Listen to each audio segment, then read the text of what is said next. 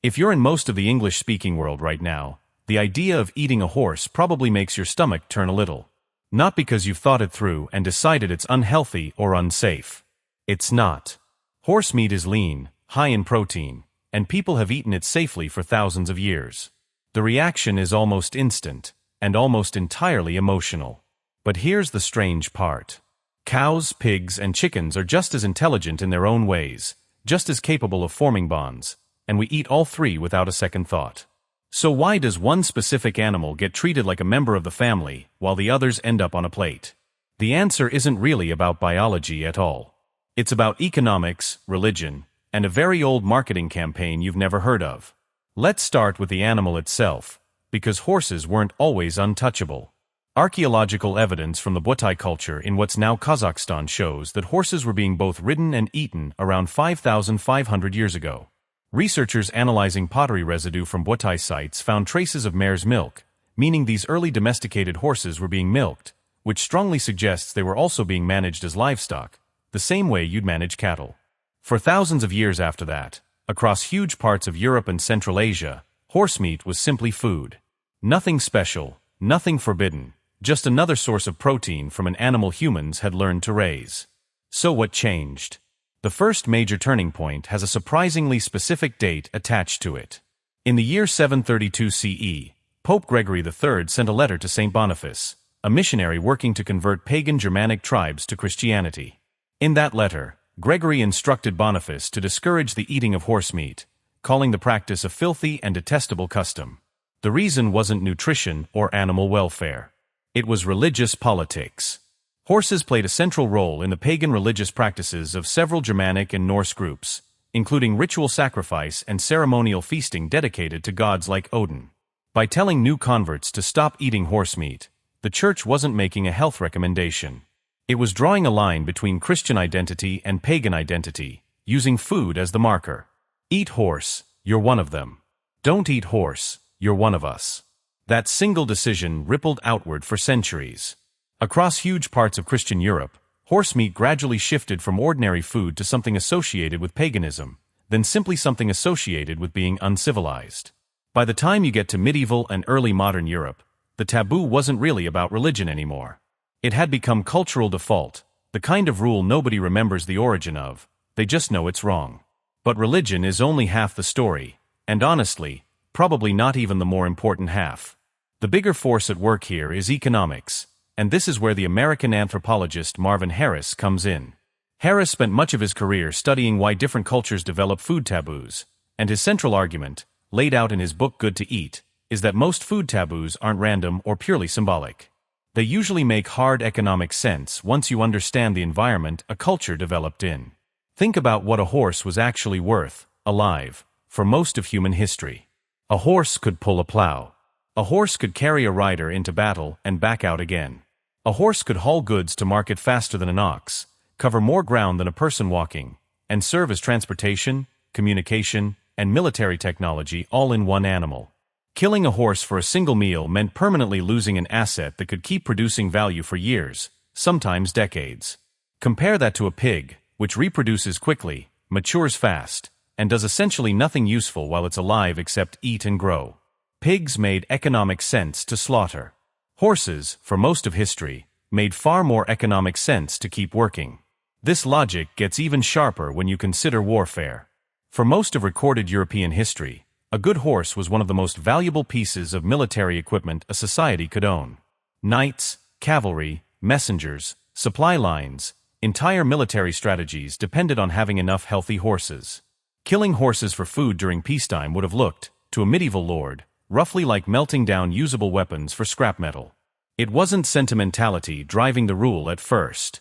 It was that a live horse was doing a job no other animal on the farm could do nearly as well. Over generations, though, something interesting happened. The economic reason and the cultural reason started reinforcing each other, and the original logic got buried under emotion.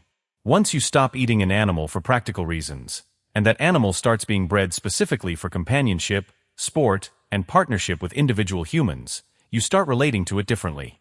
You give it a name. You learn its personality. You spend years training it and depending on it for your safety in battle or on a farm. That kind of relationship is very different from the relationship most cultures have with a chicken.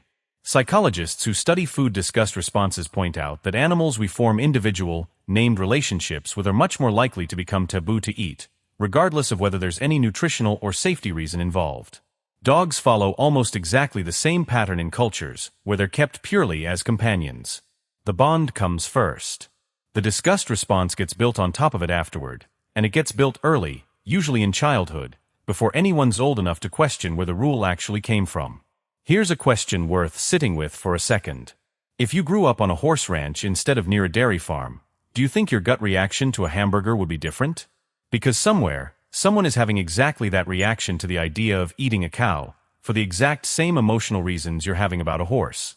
Now here's where it gets genuinely interesting, because this taboo isn't universal, not even close, and looking at where it breaks down tells you a lot about how these rules actually form. France never fully adopted the taboo the way England, and later, the United States did. Horse meat became especially popular in France during the 1800s, partly out of necessity.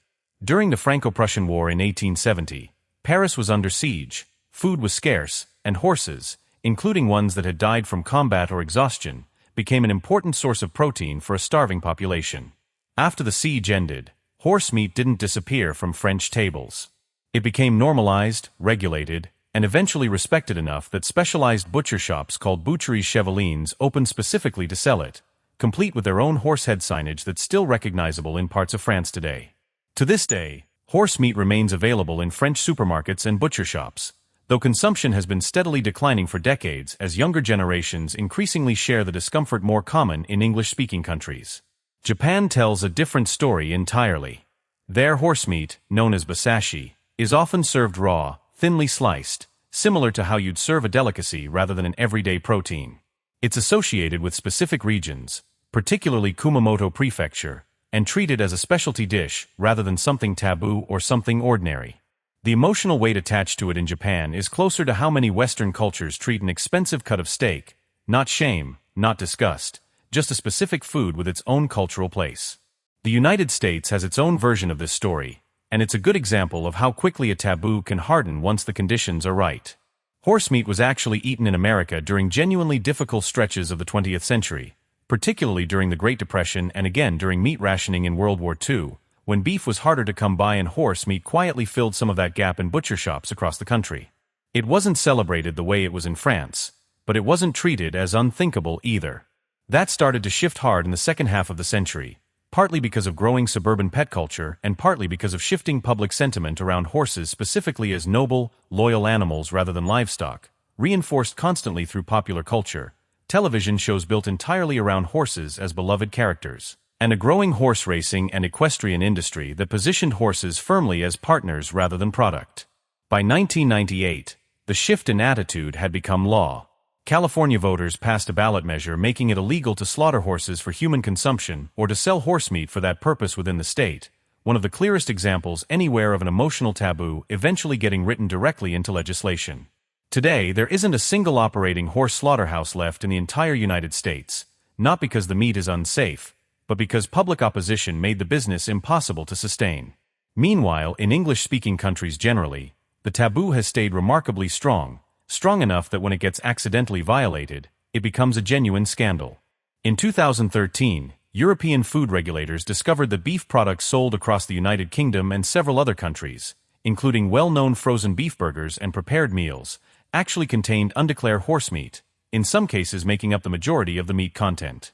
The public reaction wasn't calm. It wasn't treated as a minor labeling error. Sales of frozen beef products collapsed almost overnight. Several companies faced serious legal consequences, and the story dominated headlines for weeks across multiple countries. Nobody got sick. The meat itself wasn't dangerous.